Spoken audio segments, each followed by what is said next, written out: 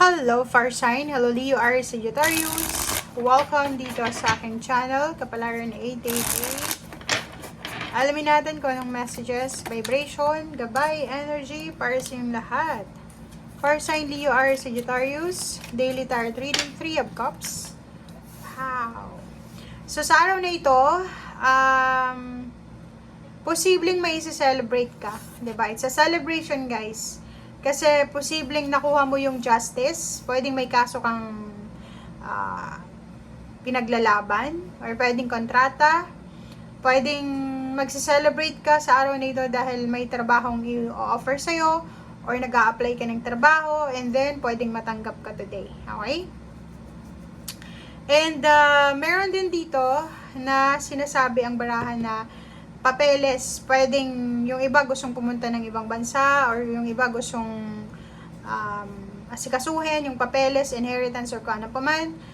Ito ay posibleng handa na, ready na, tapos na. So, celebration na yung nangyayari. May kailangan kang i-celebrate sa ngayon.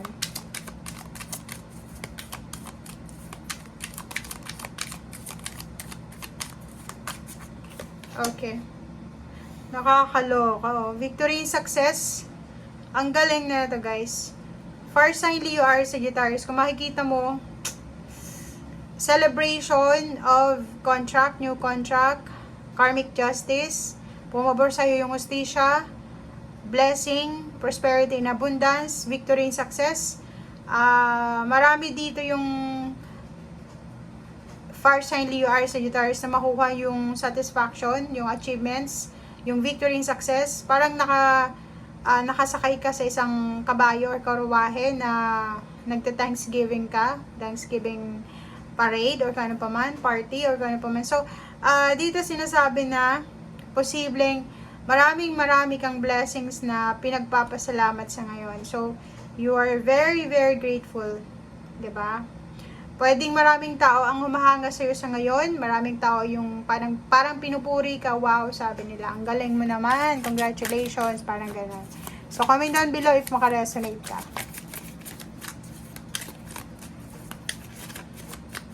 Or parang sinasabi ng baraha, maraming mga tao ang nakikipag celebrate sa'yo. Okay, King of Swords. So, sinasabi ng Barasser dito na medyo wala ka sa focus ngayon. Sa araw na ito, wala ka sa focus kasi 'di ba, excited ka, masaya ka dahil nasa pedestal ka, 'di ba? Ikaw yung nasa spotlight, ikaw yung nasa limelight na parang lahat ng tao ay kino-congratulate ka. So, etong 8 of Rods, sinasabi ng barahan na good news, 'di ba?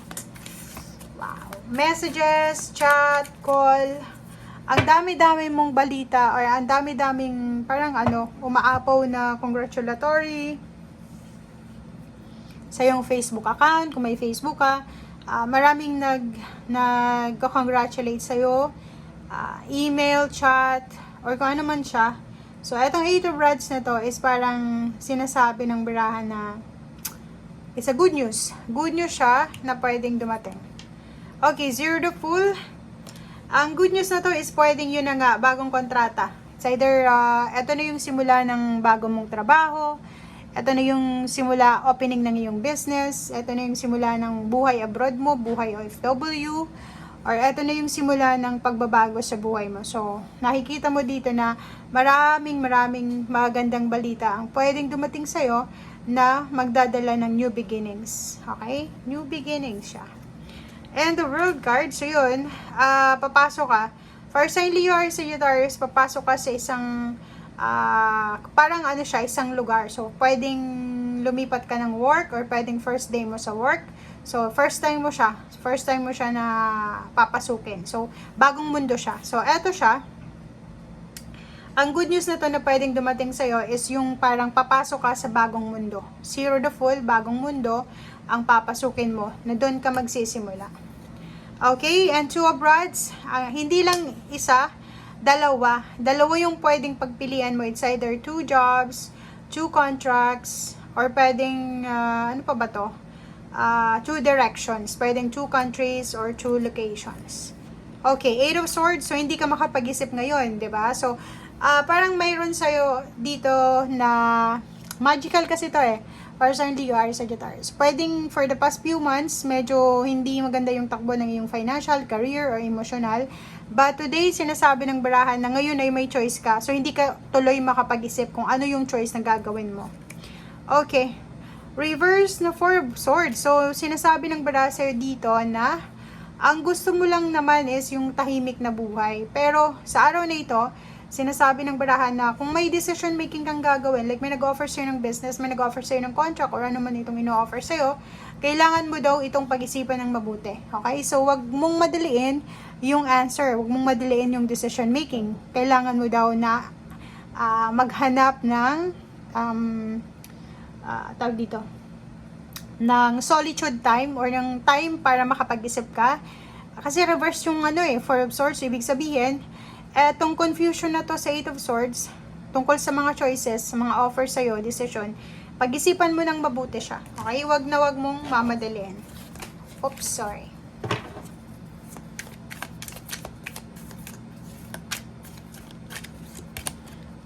Five of Swords. Kasi, ang sinasabi ng baraha sa'yo dito, if ever daw na madaliin mo siya, pwede kang sumuko agad. So, ibig sabihin, wag tayong masyadong excited na gumawa ng desisyon kasi pag gumawa agad tayo ng desisyon, hindi natin matitimbang or hindi natin mawi-weigh kung ano yung tamang desisyon kasi, 'di ba? Masaya ka eh, 'di ba? So parang sinasabi ng baray, if ever na masaya ka sa araw na ito, masaya, malungkot or kano man tong emotion mo, wag kang magdedesisyon.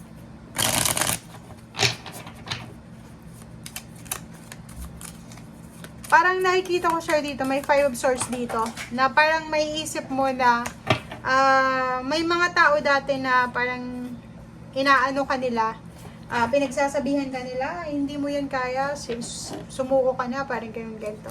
But now parang na-realize mo na sarili mo lang talaga ang pwedeng makakuha ng kung ano man itong makukuha mo sa ngayon. Temperance. Wow. Okay. And Two of Pentacles. Okay guys, so dito, Leo, Aries, Sagittarius. Ang tatlong barahan to ay magka-resonate sila sa bawat isa. Sinasabi ng barahan na yung balanse sa salapi, 'di ba? Simula sa araw na ito, if ever man na hindi balanse yung pera mo, marami kang utang, marami kang kailangan na bayaran, or pwedeng marami kang problema sa pera, kailangan mo daw ng pasensya. Okay? Huwag tayong magmadali, di ba? So dito, huwag tayong magmadali sa mga decision making natin. Kalmahin natin ang ating sarili, temperance, maghintay, mag-isip, matulog para makapag-desisyon ng maayos pagkagising. Kasi yung Ace of Cups, sinasabi ng barahan na aapo yung cups mo kung yung desisyon na gagawin mo ay hindi siya padalos-dalos. So, kailangan mo daw pag-isipan siya. Okay? Thank you guys. Bye!